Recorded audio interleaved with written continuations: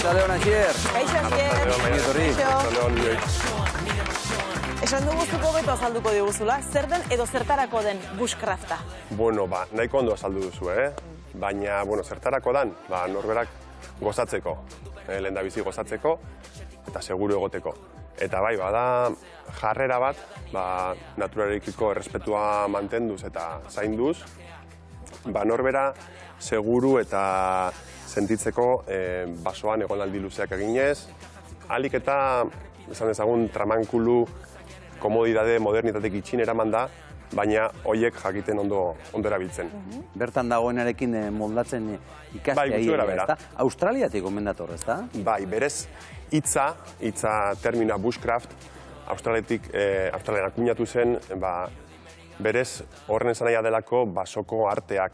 Eta bush berba, Inglaterrako ingelesean da arbusto, sin más, baina Australian bai deitzen dutela horrela basoari. Beraien basoak ere oso arbola basukoak direlako, ez? Ez woods edo forest beste herrialde ingeles batzuetan deitu aldieten bezala.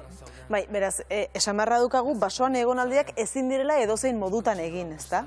Ez, etxera bueltatu nahi baduzu egonaldi horren ostean, ez, hobeto da, zaintza batzuekin da jakintza batzuekin joatea eta preparatuta joatea, ez daukazu herrian daukasun laguntza hain gertu eta hain azkar jasotzearik, ez? Eta bushcraftaren ikuspegitik, zer behar litzateke baso eremu batean egonaldi perfektu bat egiteko?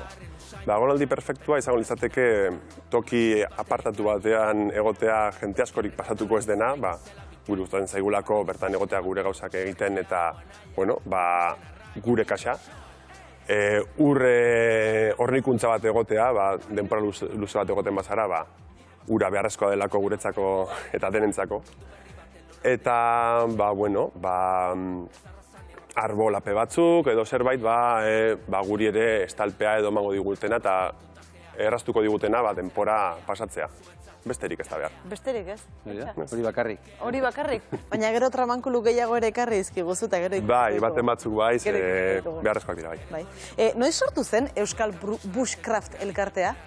Ofizialki sortu ginen, sortu gendun 2008ko azaroan. Baina, bagiltzan horretan, ja hasieratik urtebete urte paralenago, baina pandemiak hartxe bertan aurkitu edo harrapatu gintuen, da papel bat adena bizkate atzean geratu zen. Hor ikusten dugu, ez? Eta ze jarduera egiten dituzue bertan, edo...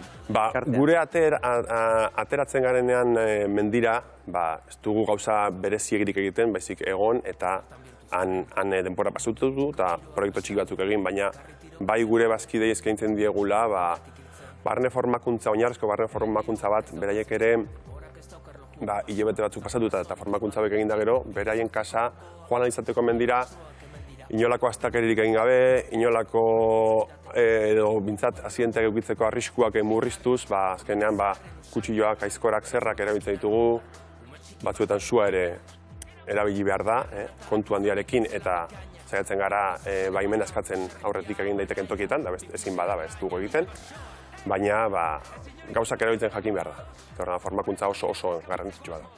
Asier, agian jendeak guk ere ala pentsatu dugulako Asierren ez da, horrelako irudiak ikusita eta zu entzunda pentsatuko du edo jendeari burura etorriko zaizkio, telebistan ikusten ditugun superbibientzia irudi horiek, zer desberdintasun dago? Askok egite dute hori, askok galdetzen digute hori.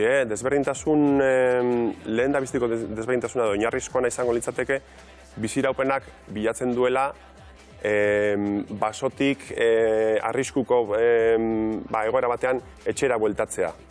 Guk alternatzizko bidaia egiten dugu. Etxetik basora joaten gara bertan eroso egoteko. Baina egia da, basoan egonda aurkitu gaitezkela arriskuan edo momentu batean edo situazio larri batean eta biziraupeneko teknika horiek ere oinarrizkoenak dira guretzako. Eta hortik aurrera beste gauza batzuk garatzen ditugu. Eta tailerrak ere egiten dituzue, esate baterako tarp tailerra. Tarparen erabilera. Tarpa da gure demagun objektu preziatuenetako bat. Tarpak emango digu estalpea euria dagoenean. Tarpa berez da oihal bat baino besterik ez da. Oihal bat, normalen erabiltzen dugu karratu bat 3 metro bider 3 metrokoa, eta horrekin begintzazkegu dendatxoak, edo aterpetxo bat, gaua pasatzeko, momentu batean hamaka bat ere bai, eroso egoteko. Osea, bai, gure babes lekua da, tarpa. Esango genuke hau dela oinarrizko lehen da biziko objektua? Bai, ze azkenean mendian arrisku larrienetako bat da hipotermiaz hiltzea, edo txarto pasatzea, eta hori ordu gutxitan pasatu daiteke, eta uda erdian ere bai, gauean azkenean bajatzen pixka temperatura, izerdituta edo bustita harrapatzen bazaitu, larria izan daiteke. Bai? Hainbat objektu erakutsiko dizkiguzu orain, joango gara horratzera? Esate baterako tarpa ere ustez badagoela, baina gauza gehiago ere, Xabi? Bai, hemen maio honetan gauza pila bat daude. Ia, motxila osoa ukitu eta guk esango genuke gauza oso bitxiak ere, bai, gauza hauek ezin dira edozein lekutan aurkitu, ezta? Ez, gaina hemen ekarrituan batzuk dira old school esaten dugunen estilokoak, beste batzuk berrixkakoak, baina badaukagu gure erraminta zorrotzak erabiltzeko. Noski eta atera ere, bai. Atera ere bai? Bai, honek artisau batek egindakoa dira. Eta hau EITB-en sartzen utzi dizute hau, Bai, pitatu du paradaldiz, eta han egon naiz konbentzitu saiatzen. Zerra plega bat ere, oso ondo etortzea dana.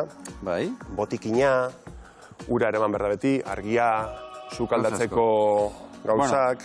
Hasiko gara banaka tarpa, ekarri diguzu. Hau da tarpa, ezta? Hau da tarpa. Azalduko diguzu zer den tarpa? Begira, ez dugu hemen irekiko handia gadalako, baina hemen ikusten da, 3 metro bider 3 metroko oial bat dela, neurri ezberdinetako badaude, eta forma ezberdinetako, baina hau da normalena. Eta hemen ipintzen dizu ze anklaje puntua dauzkan, horrelakoak, zuk klabija batekin, osoka batekin lotu alizateko. Eta honekin, konfigurazio ezberdinak egin daitezke, teilatu simple bat, euria ez jauzteko, hori da, edo hor, elurretan zerbait guzti itxia, hotzetaz eta haizeataz babesteko, zerbait irekiagoa udan hori moduan, gunja irekia, gunja gero hori bajatu daiteke eta itxi daiteke ere bai. Ezkenean nahiko aukera ematen dizkizu. Eta hau da gure gauza desberdintzek gaituena beste disiplinatzuetatik, ez? Hori asko erabiltzen dugu, bestatzuek denda kanpainera erabiltzen dute, guk hori pixua gutxiago daukalako eta okupatu ere gutxiago egiten duelako. Eta orduan, hau guztiak motxila batean sartuko genuke, ez da, eramateko? Bai, motxila horretan ekarri dunik, baina edozein motxilatan sartu daiteke, nahiko handia bada, azkenean dako lotarako gauzak, dako hemen sua egiteko kita ere bai. Hori da, hori garrantzitsua da, ez da? Hori garrantzitsua da, baina azaldu behar da, lehen da bizi sua egitea debekatuta dagoela, ordan bai, meneskatu behar da, hori bai. Hiltzear bazaude, ordainduko dut nik multa eta sua egingo dut.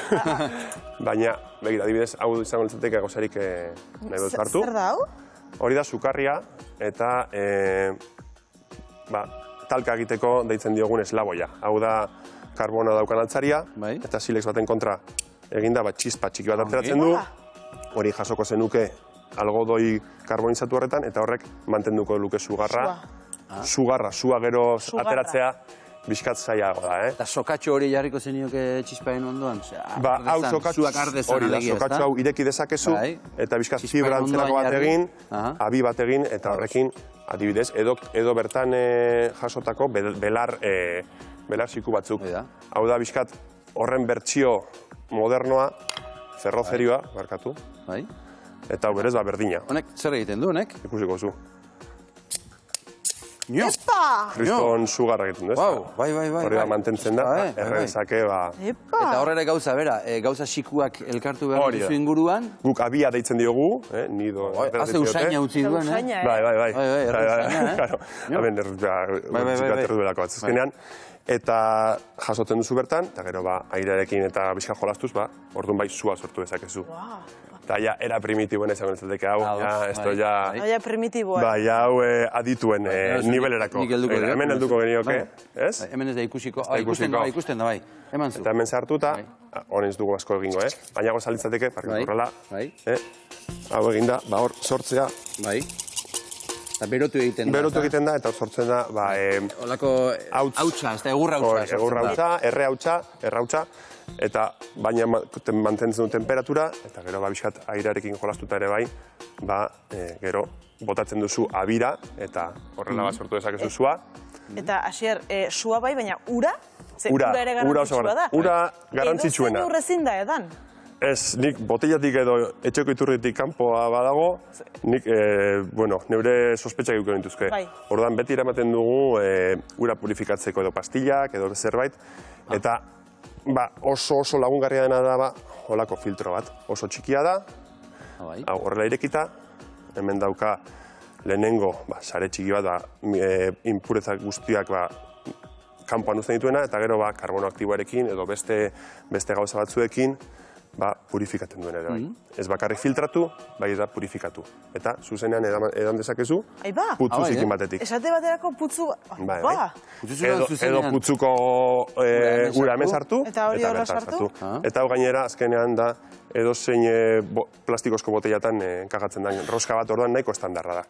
Eta oso ondo etortzen da, zenik izan ditut esperientzia nahiko txarrak, ibai garbi batetik ura edan da, urtzen hor ikusi dituzuen imaginak hor elurretan, elurra urtzen ibaira jausten da ustez oso garbi izango zara, eta gero bi egun pasatu bakizu. Komunean espegita.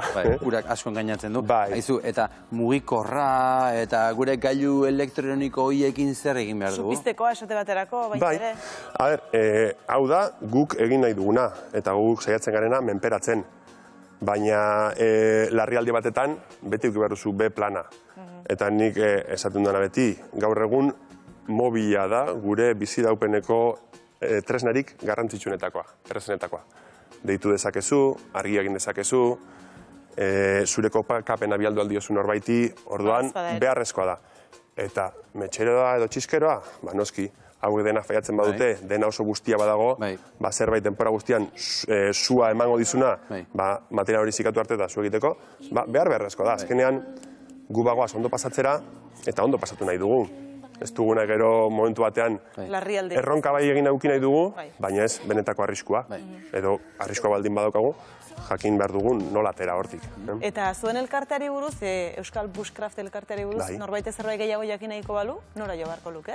E-mailez kontratatu algaitu, basbushcraftsociety@gmail.comen edo Instagramen ere gaude, basbushcraftsociety izenarekin.